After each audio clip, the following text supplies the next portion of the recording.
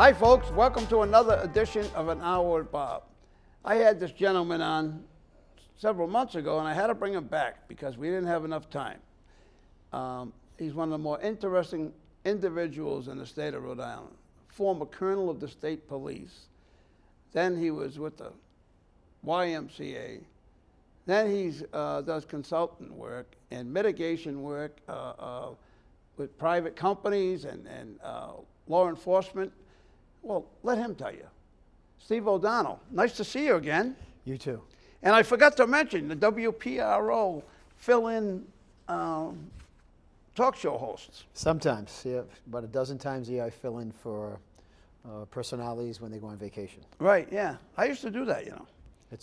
It's different, something I never did before. Me neither, yeah. You get used to it, you get comfortable. The team at WPRO is great. They're excellent, they treat me well. It's all good. Plus, it's different when you fill in because those guys try to excite their listeners that cause reaction and get people to call in. When you or I do that, we bring people on that are interested or talk to people that do other things, and it's not a battle, usually. No, I agree. I think that was the first thing I talked to Doug McConigal and Holly about that, Holly Paris, that this is something that's new to me. I don't want to stir it up. I'm certainly capable of stirring it up with kind of inside and detailed information, but that's not my role. So I, to your point, interview people like you, bring you on, you get the human side of who you are, talk to you, might be elected official, somebody's active, and I typically wait a couple days before to see what actively is going on in the community. For instance, there was a thing going on with corrections. We've talked about that, the Pawtucket Hall of Fame. You becoming a member inductee. I wanted to talk to you about it. So the people can listen to things that are happening. The feedback I get constantly is people just want to listen to it. So I don't have a base that listens that will And you call got a soothing voice. You don't have that. My wife might not say that. So. Really? No, I don't believe it. Speaking of the Hall of Fame, let's do this quickly. I couldn't believe this. There are 16, what do they call these? Proclamations. Proclamation citations. Every single office, major office holder in the state. You got the governor, lieutenant governor, attorney general, secretary of state, the treasurer, both U.S. senators, both U.S. representatives. There's 4 mayors. There's a town administrator. It was crazy. I didn't even know it until I was leaving, and they handed me a bag, this cloth bag. A lot of paper. With all these things in it. I saw one, actually 2. I saw one. The mayor of East Providence, Bob Da Silva, presented me at the event, and the town administrator of Bristol, Steve Contenti, also. But the rest of them, I didn't see it till it was all over. No, it's nice that, one, they recognize you, so if I know that can pick up the Pawtucket Hall of Fame. This is the other night, so these are all the people that entered. Who's who in Rhode Island, who's who in Pawtucket. Bob got one of them, so this is Hour with Bob, but it'll take a minute with Steve to praise Bob for all the work he's done and, just his undying devotion to getting things right for 40 years. And then, it's a tribute to you that they all came out, and if they couldn't come out, they produced these citations. They're really nice, and, it's always nice being recognized by elected officials. Yeah, it was a good time, by the way. I was, Barbara Morse was the MC, and she kind of played with me during it because I know her from when she started. She started almost the same time I started doing the show. She's been around like 30 years. And we had history together. She'd been on the show several times, and I used to shoot the show live. And one night she's on the show, and she had 3 young kids, well, from teenagers. And one night she's on the show and she's sitting across from me, and a phone rings in the studio, and I go, "Whose phone is that?" And I had the next guest sitting way over. The other studio was bigger than this, so sitting off to the side, and she goes, "It's in this bag, so let's bring that over to me." And she goes, "Oh, that's my pocketbook." I said, "Oh," so I take the pocketbook and I said, "Do you mind?" And, "Oh, no." I took the phone out of the pocketbook. I handed her the pocketbook, and I answered the phone. This is live on TV. And I said, "Who's this?" And she goes, "I'm Barbara's daughter." I go, "And can I help you?" She goes, I wanted to know if this is live. I go, well, I'm talking to you right now, and you're seeing me on TV right now. You think it's not live? And she goes, can I That's why talk they to my silence mother? those phones. Huh? That's pretty cool. And can I talk to my mother? So I hand Barbara the phone. She talks to her for a minute, hands me the phone back. I put it in the pocketbook. I send it back. So we're talking again, 5 minutes, not even 5 minutes. Phone rings again. She didn't shut it off. So get the phone again. It's the other daughter. Wants to talk to her mother. That's pretty cool. Oh, it was hilarious. It was absolutely hilarious. I'll make sure that nobody, hopefully, calls me during our show to talk to me. Right, yeah. Oh, Sometimes they do it in jest to kind of maybe, phone rings, it's one of your children. You might think you're picking up because something's wrong. Right. But they were calling in to have some fun. Just calling in. They're kids, Yep. But it was a very funny segment to do. Unlike radio, where you got a 10-second delay, this is absolutely live. There's no delay. No changing that, so. And there was a guy that used to do a show here, Glenn Medeiros, real good guy. He had a show. He did a lot of political stuff, and he did a live show. And I said, Glenn, you don't want to do a live show when you're talking about some of your topics, because people got to call in, and you got to hear F-bombs and all that stuff. And he did. Yeah, good point. Yeah, radio's good because that delay, you have good producers that can pick up on somebody. You typically know before they put them on. If it gets crazy, they just shut them off. It's very unusual. Most of the time I've done it, if once, I think they cut it off because they could tell it was going to start going and they got to it before somebody got aggravated. Because people do get aggravated when they call the shows sometimes. Not really with me because I'm not there every day, but their opinion's their opinion. But the radio station does a really good job of policing that because they'll stop it when they hear crazy stuff. Oh, yeah, absolutely. They're really good at saying, that's not what we're talking about. And most of the people on the other end back off, and they don't, they just cut them off. I filled in for Arlene Violet a few times actually. And Steve Barber, I think his name was, not Steve Barber. Barber was his last name. He was from the Midwest. I filled in for him and one other person. And that's back in the day, used to do 4 hours, which is pretty tough when you're going in there cold, because they'd call me the day of. I would tell you this, most of the time, I have a couple days at least advance notice, and it really, to those who are listening, it gave me a huge appreciation for what they do. Oh, absolutely. Yeah, you're talking to a radio, to a mic goes out in the air, and how much prep they have to do, and they really got to be on top of the daily issues. And I'm really impressed with how they operate and how they can communicate with the people, and they have to know 20 different issues. And, right. And everything changes. So they have to do research. So for me, I go on. Someone asked me the other day, "Do you a lot of work before you go on the radio?" I'm like, "Yeah." I sit down and I research the subject. If I know who they are, I might not fully know about them. I'll read about them and learn a little bit more about them. Where, like for you, I can give you some background. Like, "Hey, Bob, I didn't know you were a baseball coach," and that creates the different conversation. And the people listening might not know, hey, this guy was involved in baseball for years, very successful. So I think that's a really good thing that you can bring people on the radio and let, it's a big audience, listen to them talk. And they might disagree with the person that's talking, they may not. But for me, it's rare they'll call up and critique it either way, they just listen. So that's the audience that I have. Right.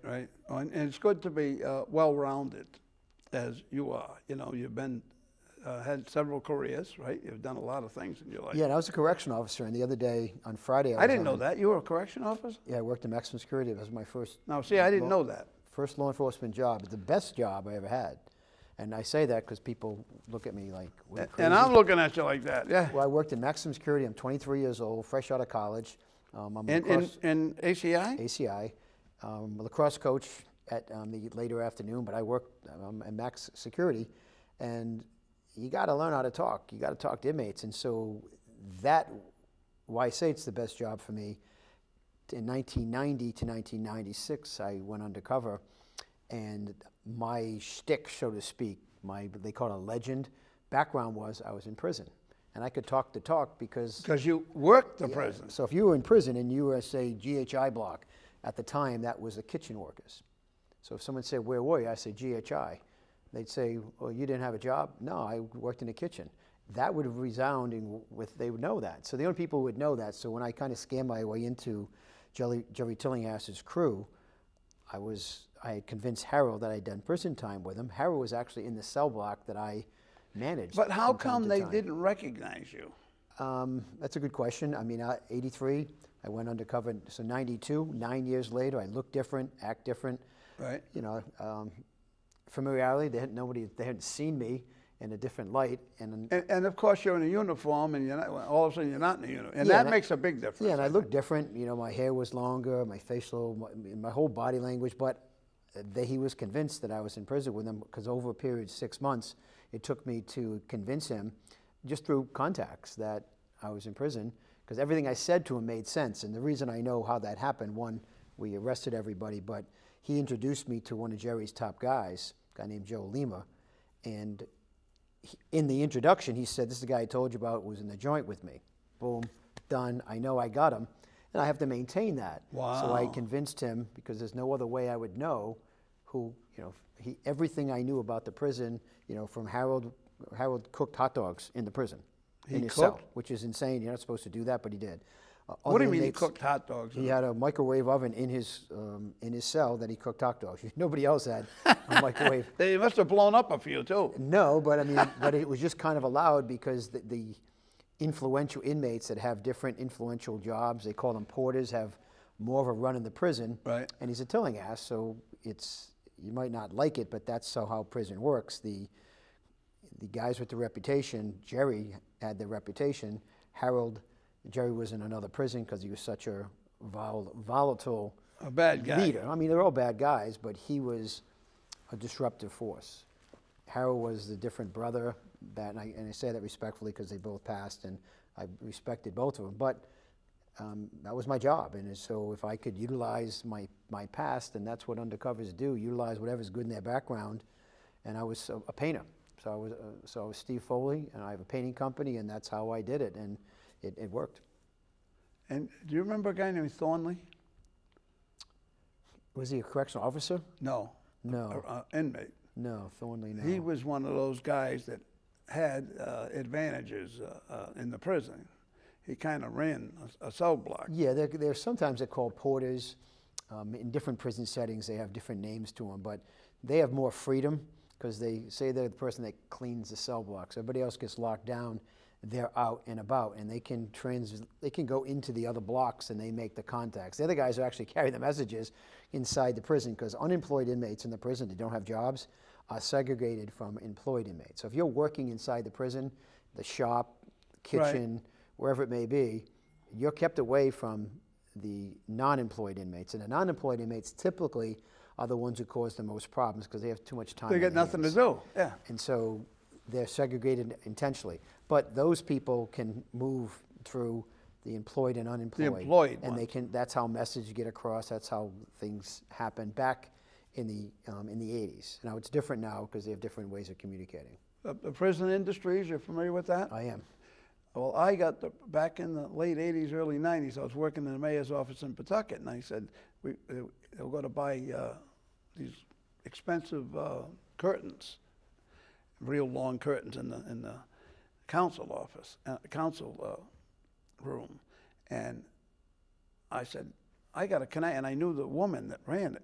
I had met her, I think I dated her a few times. She was one of the people in that prison industries. And I said, let me find out, because we were getting prices that were ridiculous to do the drapes. They were expensive drapes, custom They drapes. can make them. I made them for like 25 cents on the dollar at Prison Industries.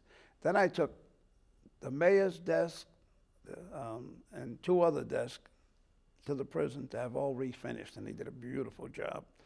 Then I took, if you go in the city of Pawtucket, you walk in the city of Pawtucket, there's this big glass case, and it's got mechanical stuff inside. I found in the sub-basement of the city.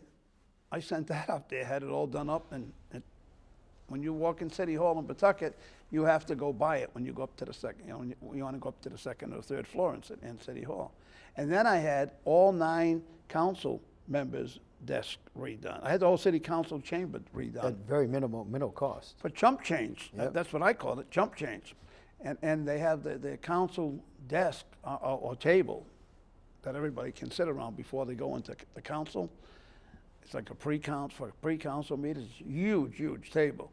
I had that all redone, and they did a phenomenal job. They do, and in my experience with the inmates that work there, they take pride in their craft, and the goal is to teach them some type of trade, so when their incarceration's over, they can segue that into a Right, go into some type of job. right. And they do a remarkable job, and I wouldn't say it's trusted inmates, but to get those positions, you have to stay out of trouble, and because you're around tools and weapons, and so the new correctional officers got, I wouldn't say stuck, but they get into their, that's the positions you get put into the daily routine. So you bid on post in the prison. Right. The longer you're there as a correctional officer, the better post you get from someone's perspective. But as a younger buck, my job was mostly in the yard. And the yard, your job is to keep, I told you before, the inmates that are employed Right. separated From the other inmate. and there's a fence for that. But the worst place to put a young correctional officer is there, because you don't know who's employed, who's not, just by face. Right. You don't wear signs saying, I'm in this cell block. Right, right. And go figure, some of them would lie to you. You'd say, hey, what block are you in? Oh, They'd say, they lie in prison, do they? a little bit. And they say GHI, so you know they're employed, but they're actually JKL. So the seasoned officers will come out and say, what's going on? Because you got them all mixed. They're not supposed to mix for many, many different reasons. And you put your hands up like, why are you Right. in that post? You should be in a post where, but that's how you learn. You know, and there's not, again, there's not a list. And there is an honor system within the prison. When you violate that, Yep. they get booked and they get, you know, either confinement in their cell 1 or 2 days, and they call it a 1 or 2 nighter, or they can get segregation, which, you know, they lose most of their rights. Wow. The rights that they have inside. I prison. had the head of the union on the show last year. I had him Monday on WPRO. Oh, did you? Yeah, yeah. And we talked about the overtime some of those guys make. Some of those guys make serious money. Well, because they're short. So what happens is if you work 7 to 3 Yeah. and someone calls out sick, You work 3 to 11. and you have no choice. You can't leave. Right. So you have to work. Someone's got to stay because you have to fill those posts. And it's tough. It's tough to fill those posts. And then, you know, you don't want to work triple shifts because you got to sleep. And where do you sleep? You're not sleeping usually inside a prison. No, you So- don't want to be inside a prison. Yeah, and you used to say you're doing life by the installment plan if you're a correctional officer working those extra hours because you're around that environment. And I would tell you this, I swore more than I ever in my life when I worked there because Right. that's the code. And you're not doing it intentionally, it's just that's how people talk. That's how they communicate. But to me, it was very, very helpful in my undercover role because you don't want to smell like a cop, act like a cop, and you can learn, you know, you're watching really life history right in front of you unfold, and you can mirror their behavior to be a successful undercover. Well, I mentioned Thornley because somebody was in there that I knew, and I wanted them to be protected. So I reached out to Thornley, who was a murderer, by the way. He was from Pawtucket, but I knew him. And I reached out to him because I wanted this person protected, a relative of mine. And you know what he wanted? Money No. Surprise. He wanted a bingo machine with the balls. for the prison? Yeah. He ran a bingo thing after. I got him the bingo with all the balls and with the numbers on them, and you know, with a cage, and you turn it, and then the ball would slide out, and they'd call the number. Well, it's funny you say that because it's common that people reach out to different prison. I'll give you an example. So during the Station nightclub fire, without mentioning names, one of them went to jail. And so he's in, I think, minimum, and I got a phone call from an informant saying that the mafia guys are shaking this guy down. And so what had happened was Bobby DeLuca was on our team. Yeah. He was cooperating with us, so we were talking to him every day. And so I said, Bobby, can you keep an eye on Dan Beakley because he's just super uncomfortable in there, and people are preying on him. So what would happen was Bobby had lunch with him, ate with him, and so the guys in the prison who actually saw that are informants don't Right. know that Bobby's with us, is an informant for us, Yeah. saying, hey, DeLuca's shaking this guy down. He's with him every day. So I know differently but then I found out later that a guy like Bobby, if you sit with him, it's going to cost you some money. And money goes in your account or money goes to your family or your kids. So it's a very common thing in the prison where somebody on the street, it could be you, said, listen, I'll give you $100 a week to just make sure this guy's okay. Right. It's another form of extortion. So the heavies, the influential inmates are the ones that you'll see associate with these guys to make sure they're protected. There's a whole institutional code of how that's done, and cigarettes, sexual favors. It's kind of insane to talk about it, but it's prison's a really fascinating tutorial on how life actually works in the underbelly of the world, if that makes sense. I was in college, Roger Williams, my senior year, and I was working full time. I had a kid at home. I was going to school full-time days, working full-time nights. I wasn't sleeping at all. And I had this professor for 2 classes about politics. I majored in politics and sociology were my 2 double major. And this professor wanted us to do a 30-page, single-spaced, typewritten term paper. That's a lot. Single space. You know how I type? Yeah, bing, I know, I do the That's same. it. I'm not this like this. This is it. And 2 pages. I mean, 2 courses I had him for. And he wanted a 30-page typewritten thing on for both of them. So I got to find a way out of this, right? So I approached him with an idea, and I didn't even have it covered when I approached him. I says, how about if I get into prison and do a story on the prison? I get in there with a cassette player, which, by the way, had never been done before. I get in there with a cassette player, and I interview prisoners, guards, what do they call when they go out during the day? Work release? Work release, and the warden. The warden at the time was Black, a guy named Black. Do you remember him? No. Well, he was. I'm sure of this name. His name was Black, and he goes, "Well, you can't do it." I said, "Well, what if I can?" He said, "I'm telling you, you can't do it." I said, "Again, what if I can? If I can do it, can I just give you the tapes? I can't. I don't have the time to do these 30-page typewritten things."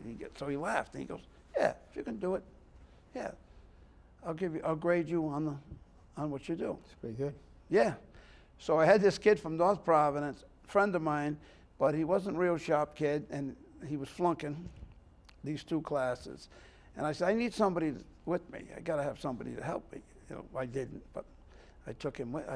So I didn't have. This didn't happen yet. So what I did was, John McBurney, the father, was like a father to me. In fact, so much so that he gave me half the deposit to buy my first house. I mean, I was so close to him because he was so close to my father. My father died when I was 7, and John McBurney, the father, stepped in. Him and this pharmacist up the street from me, Walter Fregold, the 2 of them chipped in and loaned me the money to buy my first house. So these guys were like uncles to me or second fathers. And I went to John McBurney on a Friday, and he was the head of the Senate at the time. And I said, John, I got an opportunity, and any way I can get into prison to do this piece. He says, I said, I need a few days to be able to get into prison. He goes, I'll see what I can do. Monday morning he called me, he says, I got you a meeting with the warden for the next day, Tuesday. So I went and met with the warden. He agreed. So I go in there, and I got the next day or 2 days later, I go into prison, and I guess they didn't tell everybody, and this lieutenant come over to me. You know how you go through the first? I mean, it's You pretty. and Max? Yeah, maximum security, you're right. That they open one. One closes, one opens. You go in, get in so far as you know, and they close it behind you. I mean, I would never want to be in prison, never in a million years. And then the second one opens and you get in. So we're walking towards an inmate, I guess, I can't remember. And all of a sudden this guy come running over, and it had a strap on it. He ripped it right off my shoulder, broke the strap, pulled it. He goes, "What are you doing with a cassette player and a recorder in this prison?" I go, and I told him what I had, and we had somebody with us, and he explained it to him. And he was not happy. He said, I'm going to go talk to the warden. He did, but he didn't get any way with it. I still got to do what I wanted to do. I talked to everybody, prisoners. I talked to guards. I talked to people that were leaving the prison. You know, I went in the kitchen. I went everywhere. Most of the inmates find they want to tell, not their story, but they want to communicate, and they're not adverse. Like the other day, they were calling WPRO. They were actually calling in on the show. Really? On Friday. The prisoners? The prisoners, and it was a long story because Richard was on, and they were trying to refute what Richard said about some ongoing tablet issues and educational piece, because they're using the tablets to make phone calls. Oh, isn't it something to do with the cost of the phone calls? Well, the cost is 3 cents a minute. You pay for that out of your own account if you have the money. You Oh, know. really? Yeah, Well, where either- was it? Maybe it was Massachusetts I was looking at? Massachusetts, that's what happened. So Massachusetts, It's in the millions. 3 million. The state was paying for them. Right. So they were using it here. You pay for your own. It's 3 cents a minute, comes out of your account, or if someone puts money in your account. But back on Richard, so Richard, they were refuting him on Gene Valicenti show, and then I came on for Matt Allen, but I was booked, so I just said, listen, I'm not really in this conversation, but if you want to call me Monday, when I was filling in for Tara, I'll take your calls. And I say the silence was chilling. Not one inmate called from corrections. It would say RIDOC right on there. Right. And the issue was that they get to call. Like, you shouldn't be calling a radio station, and you shouldn't be able to be on the air where you could re-victimize someone. And what I meant was you weren't calling a victim, but there's no limit to who they call. So Right. if you're doing, and there was a guy who called in, he was doing a life bid, and he said, this is in prison, and blah, blah, blah. But if you're driving down the street and that was your family member that got killed. Yeah, got killed by him. And you hear him on the radio, even though he's not saying anything incestuous, he's Right. not trying to stir it up. But there's an expectation that when that person gets incarcerated for whatever they did, Right. that you're not re-victimized. And then the argument was, coming out of corrections, was that, well, at least when they call, it says you accept a collect call from so-and-so from the ACI. You can say no. And I'm like, no, because as soon as that call comes in, you can say no, but like, how do you get that out of your head? Like, I got a correct call from a guy that just killed my cousin, or killed my wife, or killed my children, or Right. killed my brother, or it could be a sexual predator, or whatever it may be. There should be a defined list who you can call, and it should be restricted to that. And no matter how hard it is for that to happen, because they don't have a First Amendment right to call. So No, they shouldn't have a First Amendment right. and it's just a misnomer. Some people think they do. Now, what happens, the courts look at that from a reasonableness standard, and it's out there public in the domain. You can research it. Reasonable. What's reasonable? A policy in a prison, if you said they can't use the phone ever, then that would be unreasonable, would be found unconstitutional. Right. But the corrections has a right With limitations. to limit the who you call, when you call, how you call, and they should do that because, society decided either 90-something% of them plead guilty, so they said we did it, or the ones who get found guilty at trial, you've lost that right, and you should lose the right to re-victimize not just that victim. Right, because they could even call, if they didn't restrict their calls, they could call their victims. Yeah. Right? Somebody they victimized. Well, I checked on it, and I talked to corrections, the administrative people. They said, yeah, we don't restrict the calls. Now, if they call a victim, then that victim complains, we're going to discipline them for it, and then we'll restrict them. Or if a victim wants to get on like a no-call list, they can do that, but some victims don't know that. Right. And so I'm surprised to hear that. yeah, I was shocked, and so I said, you should have a list. So if the court knows this is, you can only do so much, but if they have a limited list of who they can call, Right. and then That's also crazy. free calls could go to lawyers, and they're not tape recorded. Wait a minute, they're not? No, to lawyers because they have the Oh, to lawyers, yeah, of the course. Sixth yeah. Amendment. Oh, I But thought you meant they're not recorded. in the past, and I don't speak that lawyers now, but I know from investigative stuff that I've worked on that those calls would go to a lawyer, and then they were getting three-partied out to somebody else. And so that got stopped, the third party. Once you go third party, it shuts it off. Right. But what was happening, there was specific attorneys that were having conduits.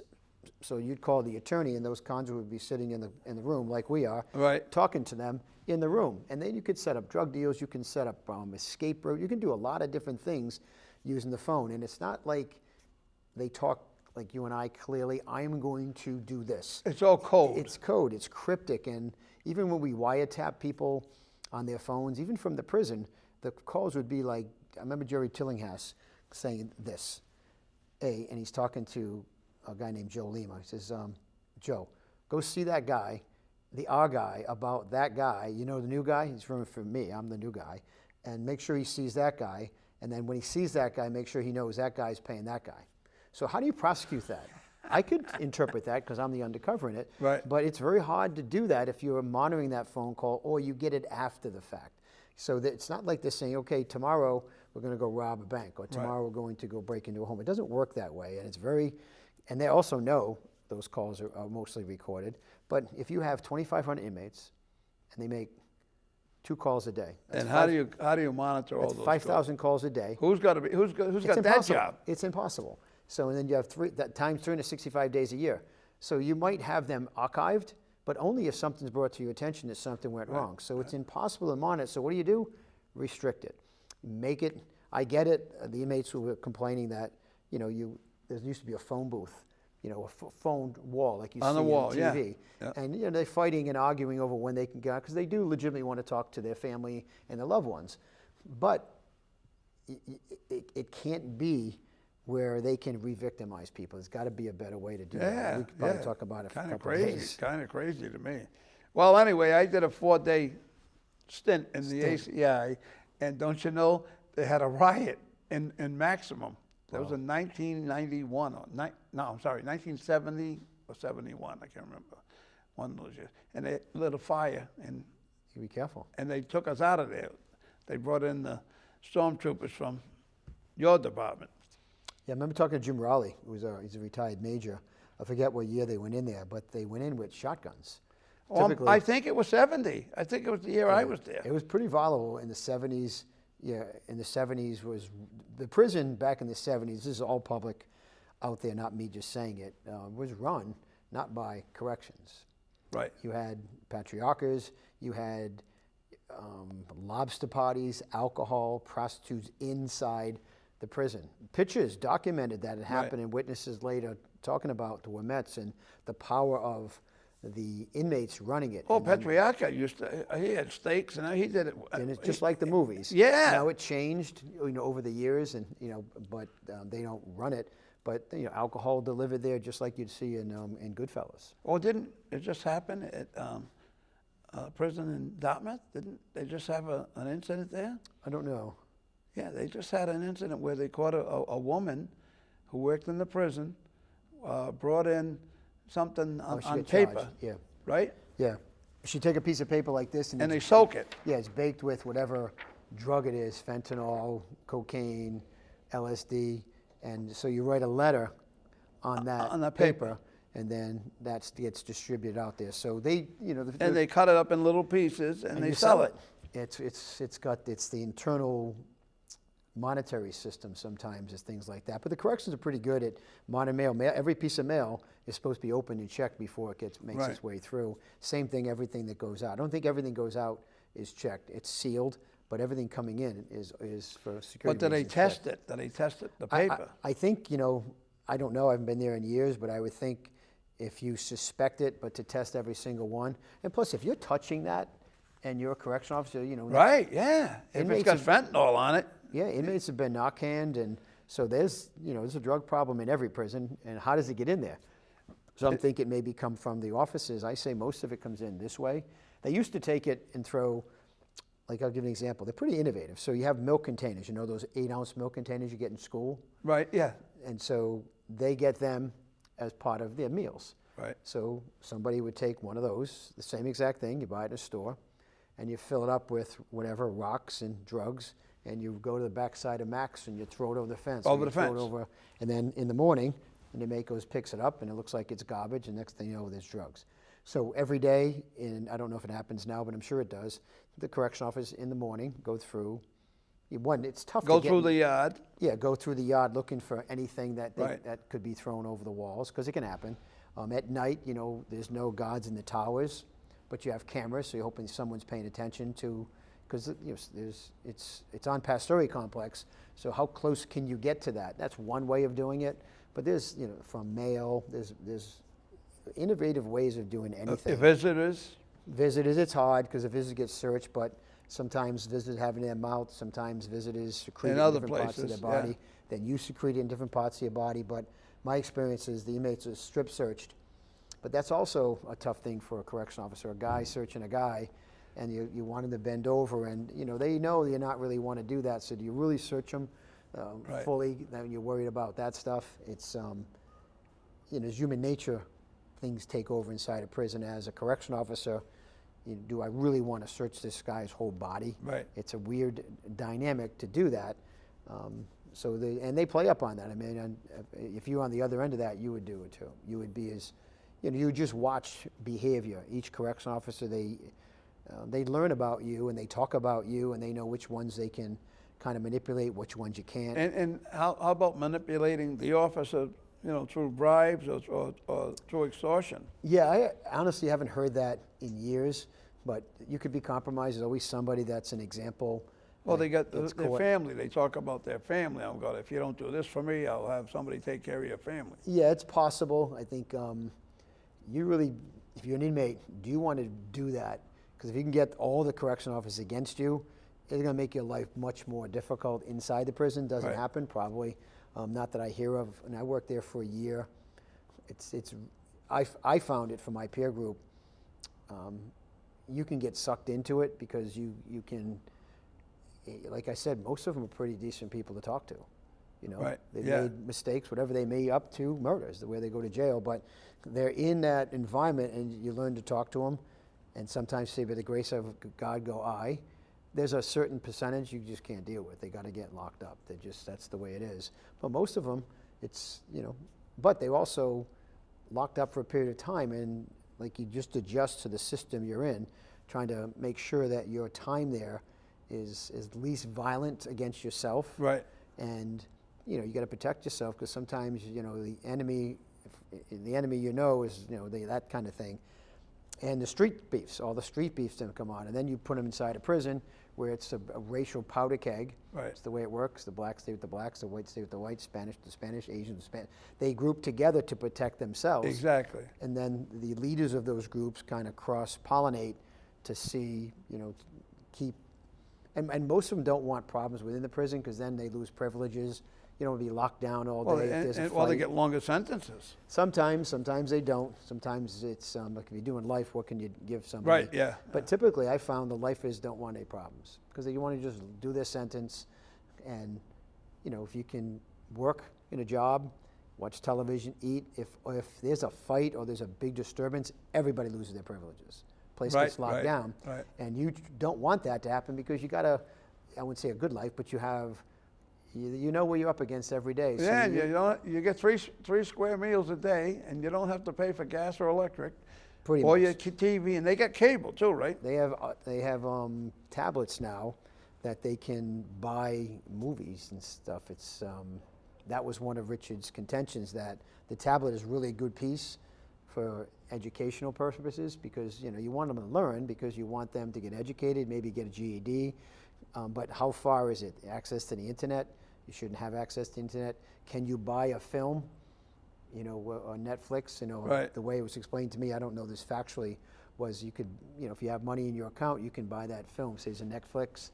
But how do you limit that? Like, once you get on these streamings, and there's students of it, and separate from that, I think what Richard had told me was there were some inmates that caught on to the internet through an educational piece. They have a teacher in there, and they use the internet to do things while you're being supervised. But they can remember, and then next thing you know, some people circumvented, and they figured out how to get onto the internet. So you're dealing with a population that there's no crime in that, but you're scheming to just Right. make your life a little Well, bit they easier. end up having the scheme. That's the nature So of they it. got all day to think about Yep. what they want to do. Right. And anybody that has a full day or 2 or 3 to think about angles, and if I can get I can get outside access. The danger of outside access is you access to people that, back to the victims. You can re-victimize, you commit crimes. You can be on the phone, and you can do different things, and manage how we can get drugs into. If you're not being recorded another way, and you can get out through a text message or Instagram or some other social media, some other communication avenue, Right. it can compromise a prison. Oh, yeah. Think about it. If they got FaceTime. So we talked about a prison a ton. We so talked. sorry. Yeah, I was just Go going to ahead. get in, end that. Now, everybody knows that you were the colonel of the state police. After that, you worked for the YMCA. Now you're doing work in the private sector. Tell us a little bit about that. I do. I do consulting. So I work for different companies, large, small companies. I consult with a group out of Boston too, a guy named Ed Davis. Ed Davis and I became friends. In law enforcement, make friends with people during crisis. I made friends with him, relationship with him through the marathon bombing in Boston. He was the public safety commissioner in Boston. Yep. We had troopers assigned to that investigation. Our role was our SWAT team was up at UMass, where we were looking to help them find the Sinai brothers. So over the years, we got to be friendly, and I ended up doing some work for him. So when the things that I'm working on are too big for one person to handle, if I can't have one or two people help me, I use Ed Davis's group. So what I do is risk management, active school threat assessment. So we just finished multiple schools systems. We just finished Barrington, LaSalle. In Rhode Island? In Rhode Island. Typically, I bring business from Rhode Island, but goes further than that. Different Catholic schools, some public schools Right. that do threat assessment, looking at windows, ceilings, access control. Some of the schools have really good systems, some don't. Right. When you have... Well, they're old schools, a lot of them, right? Yeah, They're a old lot buildings. of them are old buildings, so just the way they're built. Right. And then how much can a school afford to... So we don't tell them what to do, we give recommendations Right. based on our expertise. So I typically go in with a gentleman from the Secret Service, retired Secret Service. He wasn't a Secret Service executive protection person. He was a tech guy. So for 10 years he was in military intelligence, and 20 years he helped set up security systems for the White House. Oh, wow. So he'll come with me, and then we also take a medical person, somebody that talks about mental health, because in schools, the number one issue is mental health. Right. Active shooter, number one issue, mental health. The people that do active shooters, obviously, it's a mental health issue. So we're trying to educate them best to their ability. Then we do active shooter plans for the schools. We also do an awareness training where we just explain if anything happened anywhere, exits, how to get out, run, hide, fight. Right. Sometimes it's fight, hide, run. It depends on what happens, because it's not one catch-all. And also depends on how many people you're dealing with. If so, Right. these schools that have happened, it's one, it could be two, it could be 10, so it's situational awareness is what we try and talk about. Then I do some expert police testimony for the police when they get sued. Sometimes I represent the police, and I'll write up an opinion based on a case, based on my experience from policies, procedures, law, and best practices for law enforcement. So it keeps me busy. I like what I'm doing. I control my schedule, which is something I really Right. like to do. Yeah. I get to enjoy 3 grandkids, which is the coolest thing. Tell us about your grandkids. It's to me, everybody, my kids like, you didn't treat us like that, Dad. And you're right, because I'm your. They're right. They're right. I'm your dad, and I'm your dad forever. Different ball game. But when this little girl walks in and says, "Papa," I saw my 4.5. You're all done. Yeah, my youngest one can't talk to yet, but just seeing her smiling at you, it just changes how you see the world, and Right. you wonder when that 4-year-old turns 5, 6, 7, when do they learn?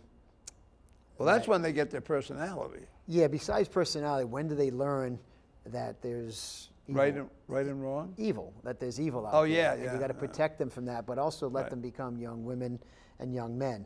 And so I still coach, so I'm still coaching at You LaSalle. still coach lacrosse, and I you just finished my said that initially. You've been 18th coaching year. lacrosse a long time. 18 years at PC, but I've been coaching lacrosse since I was 22.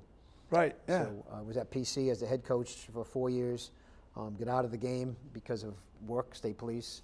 Played until I was about 55, but I went to LaSalle about 20 years ago and ended up coaching my 3 children. I keep coaching with my son Cody, my middle son, and that's a leisure of love. Like, we love doing it, watching these young kids.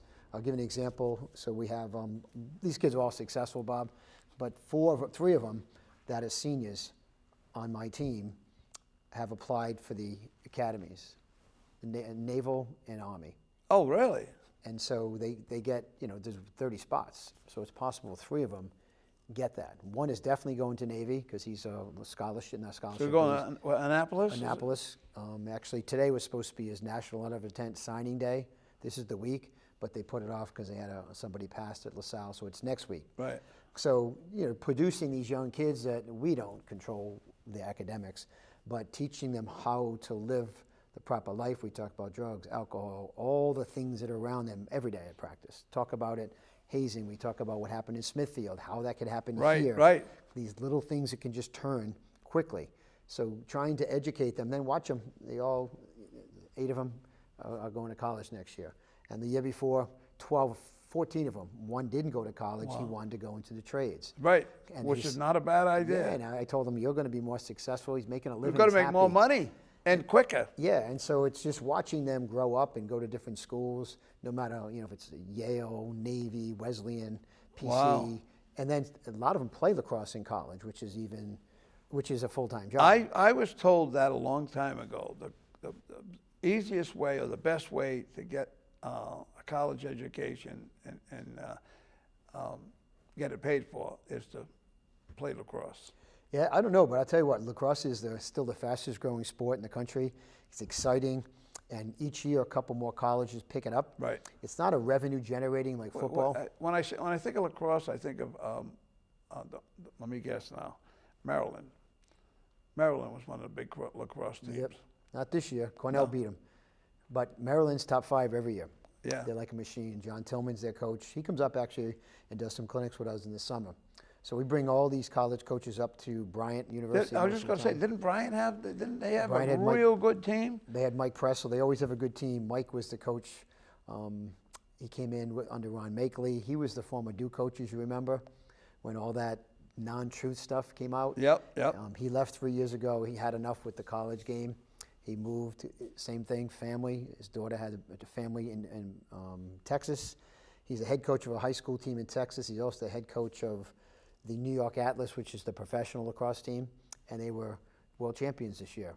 And Wow. So, very successful guy, but there's the relationships from lacrosse are like really, really, really something impressive around Rhode Island, but around New England, wherever you go, it's lacrosse, that, it's and I think to your point, for scholarships availability, so if you have each school's picking them up every year, and there's 48 kids typically on every varsity lacrosse team, but the only negative is that it's not a revenue generating sport like football, basketball. Right. Because, maybe 1,000 people, 500 come to the games. So it hasn't caught on to the public yet. But I Right. think the PLL is, which is on television. It's covered on ABC. That's the Premier Lacrosse League. And it's a cool sport for young kids because they're busy. For an hour and a half, they're doing something pretty active. They're not as Very active. and it's There's no slow time in that sport. yeah, it's a fun sport and becomes a life lesson, of this is the game that you played. And for me, I'm a city kid like you, football, baseball, basketball, it's all I knew. I went to LaSalle and I got cut from baseball and I fell into lacrosse. So I left as a wrestler, lacrosse player, and lacrosse has been a lifelong passion because I picked it up and my kids have played it. My son runs a professional business, played professional lacrosse, one of them. The other 2, all of them were All-Americans in high school. Wow. So they were just, it's a labor of love that we enjoy watching. It's now we have girls too, but young boys. How young can they We play? call them pups, 4 to 5-year-olds stop. Cut it out. They Really? don't compete, but they do skill work. Right. And we do things to make them, encourage them to get happy with the stick, and they do fun drills. But the second graders sometimes play competitive. Typically for us, 3rd and 4th grade is where it gets competitive. Yep. But we're also cautious on pushing too competitive. We're adamant about multiple sports. We're huge proponents of. What do you mean multiple sport? What do you A mean? lot of people think Playing their or kid- not playing? Playing them. A lot of people think their kids should play one sport: football, basketball, Right. lacrosse. No. Big mistake. Everybody I know that knows sports, have fun, go play, and eventually you're going to figure out what you're Which better one at. you like or you're best at? But even in high school, we encourage at least 2, 3 are tough because like you play football, say basketball, lacrosse, your body, or Right. football, hockey, lacrosse, your body's so beat up by the time we get you in the spring. You got to have a healing process Well, too. and 'cause- some of those sports cross paths. Yeah. When we played, you'd have, say, a fall sport, 2 weeks break, winter sport, Right. 2-week break, Right. spring sport. No. Like now for hockey, I have a lot of hockey kids who play lacrosse. Hockey's typically done on a Sunday or Monday when lacrosse starts on the Monday. So if there's a state championship, if you make it that far, on a Monday, you miss the first day of lacrosse tryouts. Right. And then you come with hockey legs to lacrosse, which are 2 different sets of muscles. Yep. So you have to talk to the kids about doing a lot of running during hockey season to keep those muscles ready. And typically hockey kids are like the first month, it's just trying to get their bodies back because they get in the boards and all the things. So 2 sports at least in high school. I had a 4-sport athlete, Bob, twice in my high school career. This kid, there was Sam Coleman and Brady Fisher. Brady Fisher was all-state football player. Right. He's at Lehigh now playing football. They won a state championship when he was on the team. All-American track. He did the pentathlon, 5 events. Wow. And he never did it ever in his life. He's just a natural. Wow. Then he played lacrosse all spring. We won a state championship, and while he's in the state meet for track, he ran track during lacrosse. So he'd come to practice at lacrosse because we do so much running. Right. But once in a while, he'd say, Coach, can I go do the technical piece, moving the baton, or work on his technique for doing the high jump. So think of this, Bob. The state championship for lacrosse is a Saturday at 5 o'clock. Track state championship is Saturday, the same day. What time? 8 to 5. And he has to stay for the whole event. There's 4 events he's in, but he stays with the team. He's done at 5 o'clock. And he goes right to lacrosse? And his father has to drive him from Mount Pleasant High School, Conley Stadium, to Brown, which is not far, but it's far by driving to Providence. He gets there at 5 or 6. So luckily, the games before us were delayed. And we start at 6. He gets there 5 minutes before. So he got a little bit of a break. But he's one of our starters. Wow. And so he he won 2 state championships in track on Saturday. Saturday night he wins the state champion in lacrosse. Now, like, who does that? And he's just one of those kids, never got hurt, worked hard, got a scholarship to Lehigh to play football, and he's happy. And so that's a freak. That's like unusual. That's a freak of nature is what that is. But by him doing it, I got a group of kids, hey, I want to run track coach during lacrosse. He's like, no. That's like, he's a very unique, 200 pounds too. He had a bigger body. Because you can beat your body down doing all that. Oh, I'll bet. Well, beat your legs up, because you're running all the time. Yeah. Well, we would tell him, you're not running today. And he didn't have to run like he was so fast. Right. And he was so strong. So a day off is better than pushing him. But, for his credit, he was, a knock on wood, he never got hurt. Just one of those kids that sets the example, but like I always find 3 sports is tough. A lot of freshmen do 3 sports. Really? But then they figure out after. Well, when you're 17, 18 years old or whatever, in high school, you're talking high school or college? High school. In high school, freshmen are 14 years old, right? Yeah. It's a big jump, Bob, because, 8th grade to 9th, where, if you play youth something, football, soccer, you're playing 3 days a week maybe. You go to high school, it's 6 days a week. So it's a grind on your body. And then they have academics, they have a lot of things going on, they have social, and then you have all these extra things that these kids do. Like with you, they'll work Toys for Tots, they'll work Thanksgiving things, community, because it's all important for the next part of their life when they go to college. Sure. When I went to school, high school started in the 10th grade, not the 9th grade. Yeah. And the first ones that did the 10th grade, made the 9th grade, were the Catholic schools. They're the first ones to change it over to make the 9th grade part of the high school and change the whole format, because it used to be grammar school was all the way to the 6th grade. Now it's the 5th. And then it was 7, 8, 9 was junior high school, and 10, 11, 12 was high school. When did it change? Do you remember what year? It changed right after I got out of high school. Well, while I was in high school in the 60s, late 60s.